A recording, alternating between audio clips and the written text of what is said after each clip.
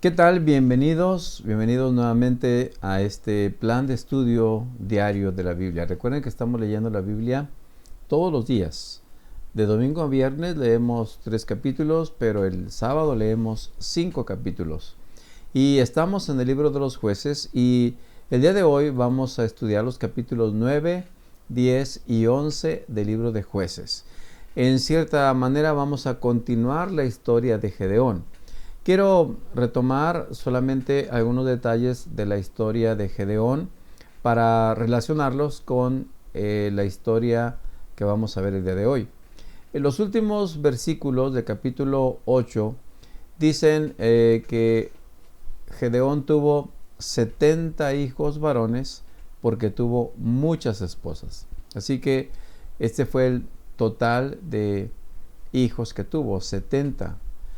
Sin embargo, el versículo 31 dice, además tuvo una concubina en Siquem, que le dio un hijo a quien le llamó Abimelech. Así que la historia del capítulo 9 empieza con Abimelech, el hijo de esta concubina que vivía en Siquem.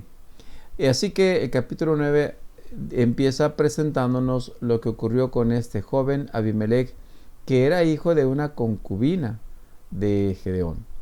Dice el capítulo número 9 que un día Abimelech, el hijo de Gedeón, fue a visitar a sus tíos, los hermanos de su madre. Recuerden que ellos vivían en Siquem.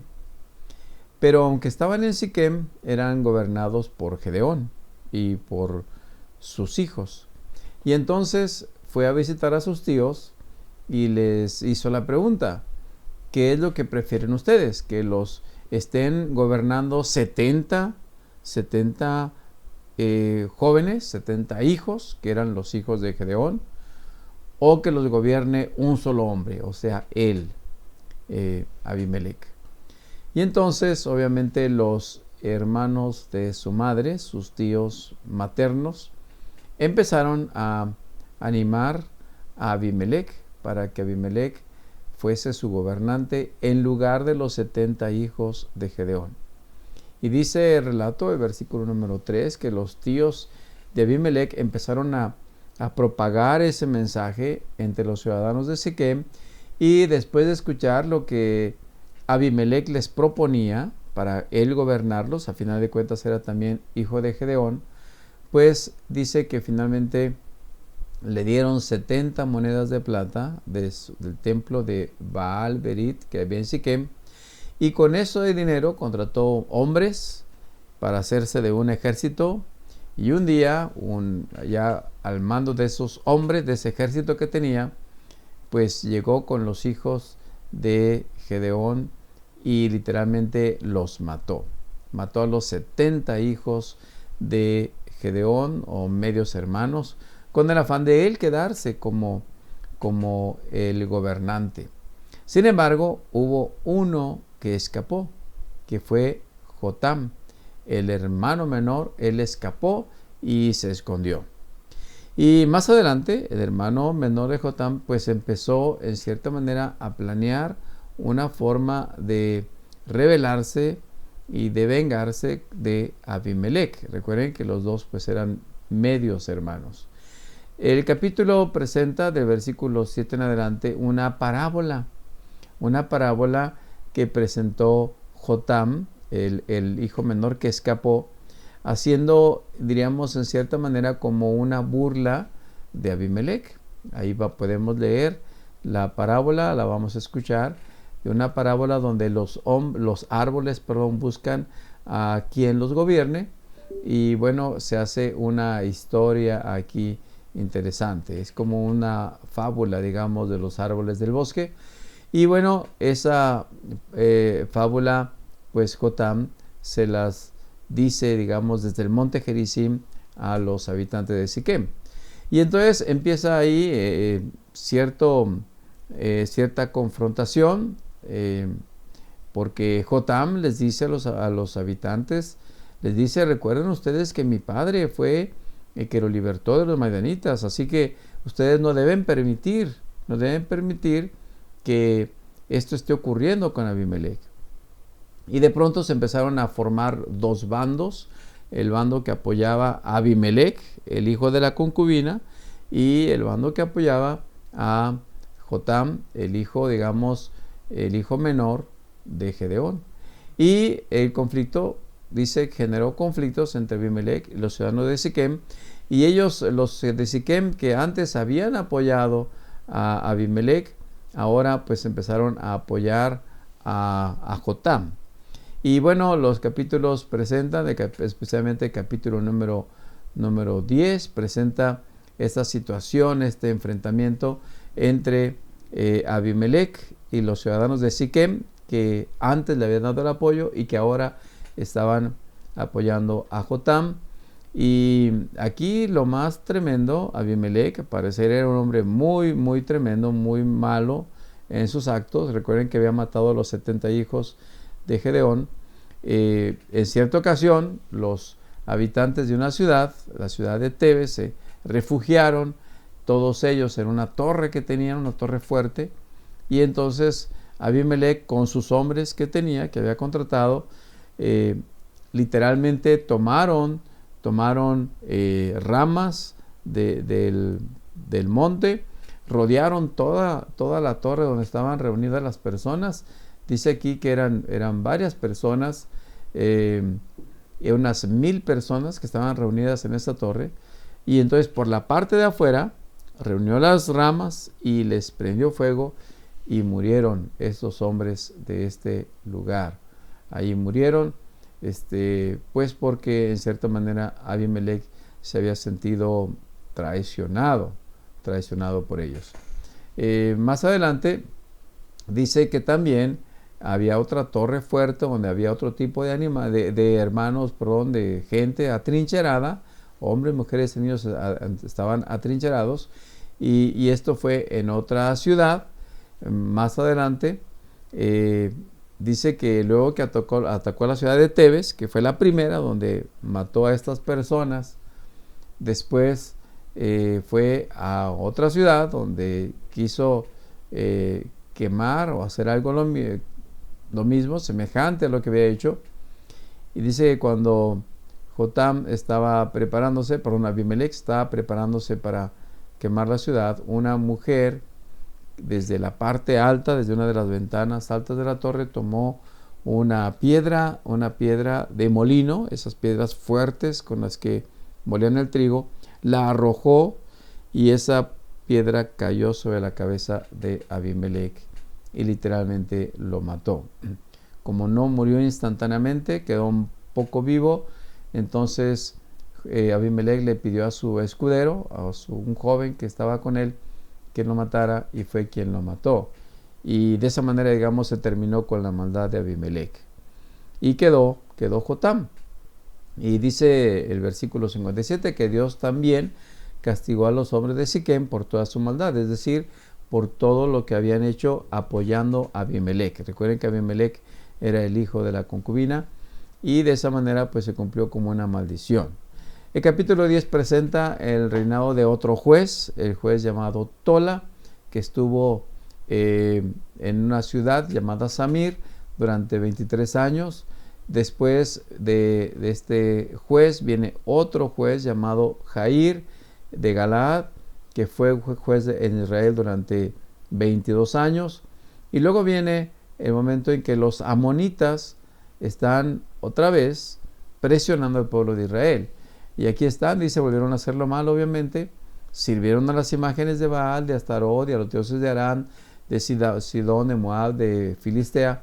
Y entonces abandonaron al Señor, y como resultado, pues Dios los entregó en manos de los filisteos y los amonitas. Dos pueblos que eran como los peores enemigos que tenía Israel. Y estaban tan angustiados que de pronto, pues clamaron a Dios. Y es aquí cuando surge, pues digamos, un libertador, que es el que presenta el capítulo 11, que es Jefté. Dice que Jefté era un gran guerrero de Galaad. Sin embargo, Jefté tenía una característica, digamos, no tan positiva, y es que era hijo de Galaad, de la ciudad de Galaad, pero su madre era una mujer prostituta. Y la esposa de Galaad tenía varios hijos, y cuando esos medios hermanos de Jefté crecieron, lo echaron del territorio. Otra vez tenemos, así como en el caso de Gedeón con la concubina y con Abimelech, aquí está Galaad, que tiene su esposa y tiene hijos con ella, pero también tiene una prostituta y también tiene un hijo con ella, y ahora es el hijo de la prostituta y de Galaad, que se llama Jefté. Pero a diferencia de los otros hermanos, pues al parecer Jefté era un joven, un gran guerrero, y pues sucede que los medios hermanos de Jefté, es decir, los hijos de su esposa, de la esposa de Galaad, los hijos, digamos, legítimos, pues empezaron a hacer presión, a burlarse de Jefté, y lo ahuyentaron, se fue de la ciudad. Estuvo viviendo por allá en el monte, tuvo allá un grupo de personas que le seguían, y formó una banda de rebeldes despreciables que nadie los quería. Pero cuando empezaron a ponerse en problemas el pueblo de Israel, pues como Jefté tenía una buena fama, destacada por ser un gran guerrero, los ancianos de Galaad pues fueron a buscarlo para que les ayudara en esta lucha para vencer a los enemigos. Jefté pues al principio obviamente no quería ir, pero entonces le prometen que si va con ellos lo convertirán en su gobernante, y finalmente va a la batalla. La última parte del capítulo 11 narra algo que ocurrió en la vida de Jefté. Sucede que dice que estaba tomando a los enemigos y estaba peleando contra los amonitas, y entonces hizo un juramento. El juramento era: si me das la victoria sobre los amonitas, yo entregaré al Señor al primero que salga a mi casa a recibirme cuando regrese triunfante, lo sacrificaré como ofrenda quemada. No sé, Jefté, cuando dijo esto, quién pensaba que podía salir a su encuentro, ¿no? Quizás algún animal, quizás, no sé, algún perro, alguien. Nunca se imaginó cómo iba a terminar la historia. Cuando finalmente termina la batalla y realmente Dios le da la victoria, pues él no tiene otra cosa que cumplir con el voto que había hecho a Dios. Y dice el relato que cuando él regresaba triunfante, contento, feliz a su casa, ante su familia, pues su hija salió a recibirlo, iba con una pandereta feliz y danzando de alegría a recibir a su padre. Cuando Jefté ve que su hija es la que sale a recibirlo, recuerden que él había hecho una promesa que el primero que saliera lo iba a sacrificar como una ofrenda, pues dice el relato que Jefté le dijo: ay, hija mía, me has destruido por completo, me has traído una gran calamidad, porque le hice un voto al Señor. Le dije que lo primero que saliera a mi encuentro lo iba a entregar a él. La hija de Jefté, una hija muy noble, le dice: mira, papá, si tú lo hiciste, ese voto, cúmplelo. Obviamente no le va a sacrificar en un altar, pero sí, en cierta manera, la iba a apartar para Dios, porque el relato dice que la hija solamente le pidió unos días para irse a llorar al monte su virginidad, porque dice que iba a morir virgen. Es decir, al apartarla para Dios, significaba que nunca se iba a casar y que desde luego pues iba a morir virgen. Y se fue durante 2 meses, y finalmente dice que con sus amigas subieron a las colinas, lloraron con ella, y después regresó a casa y le dijo a su padre: cumple tu voto. Y entonces a partir de ese día se hizo una costumbre que cada año todas las doncellas se reunían durante 4 días para lamentar la desgracia de la hija de Jefté. Es decir, que estaba apartada para Dios y que moriría virgen. Hasta aquí termina el relato de hoy. En el capítulo siguiente seguiremos hablando acerca de Jefté y de los siguientes jueces de Israel. Que Dios les bendiga, que tengan un excelente día, y no olviden dedicar cada día un tiempo para estudiar la Biblia, para estar en contacto con Dios. Creo que les va a ayudar mucho positivamente en su vida si dedican tiempo para buscar a Dios. Que Dios les bendiga, que tengan un excelente día.